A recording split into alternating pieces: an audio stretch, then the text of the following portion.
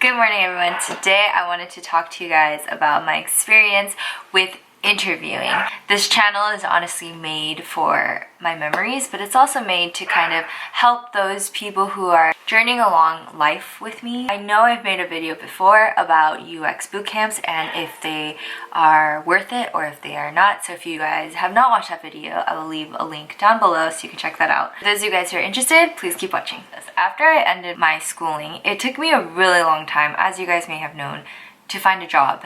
I was looking for jobs on LinkedIn, AngelList, ZipRecruiter, just trying to see what jobs are out there for the UX job market. Basically, what usually happens is you go through the first step of a phone interview. The person that calls you is either HR or the recruiter, so you kind of talk with them. It's very basic information, just a little bit about yourself, what you want to know about the company, and then it goes into the in-person interview. I either had to do whiteboarding challenges, sometimes I had to take home projects, and sometimes they didn't make me do any of the above. First tip is be prepared. You never want to go into an interview without having an idea of what you will be saying to them.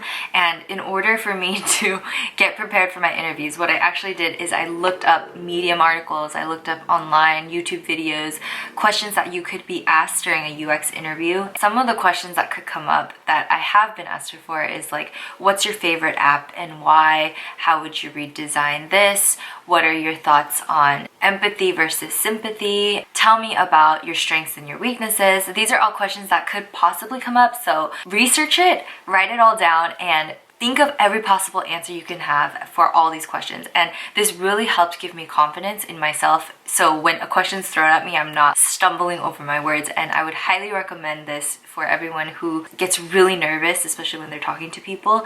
Another common thing that happens during an interview process is usually they ask you to pull out one project from your portfolio and walk through the entire process. Make sure you practice this as well. I can't stress this enough, but interviewing is all about practice, and make sure to make it interesting. You don't want to just be reading off the screen. Try to summarize it to the shortest extent, but also giving them enough detail about your design process from start to finish. Just keep practicing that. Make sure that it's very clear.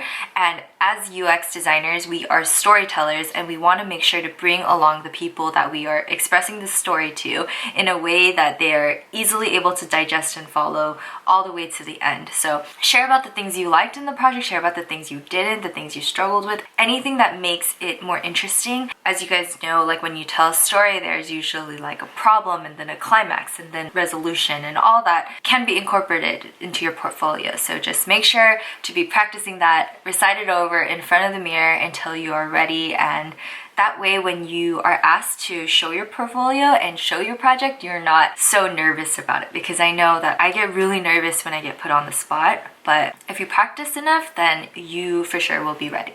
Another thing is whiteboarding challenges. I did a lot of research on this as well. For whiteboarding challenges, they don't necessarily want you to find the solution exactly, but they want to see the way you think. For me, when I did a whiteboarding challenge, I made sure to ask the person that was interviewing me questions so we can work collaboratively together. Don't try to solve it all on your own. Try to work with the people in the room. Usually they will work with you and you guys can go through the problem statements, the things you guys are really targeting for the users.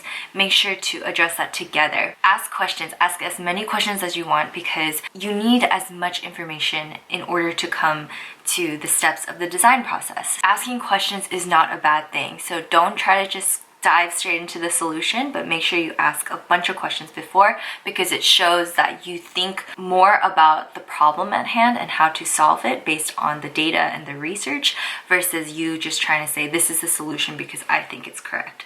So make sure you ask the right questions and work collaboratively with your interviewer. Also, a great tip of going through the whiteboarding challenge, I remember I asked someone, they said always stick to the design process. Stick to what you know. There are usually 5 steps to a UX design process. Stick with each one, write it out, say, okay, this is my first step, step 2, step 3, and in that way it is easy to follow and it is easy for you to stay organized. And this is something that you've done before, so it's not anything new. Another tip I would give is one time I was asked to fix a navigation on a site that wasn't working so well. So what I did was I made sure not to just show the solution, but I made sure to show them step by step, this is the process that I went through to come up with the solutions. Whatever you do, stick to the process. And I think this was one of the best advice that I received, because it really helps keep yourself organized amongst like an interview that you are so unfamiliar with. As long as you're familiar with the process, I think you'll be okay.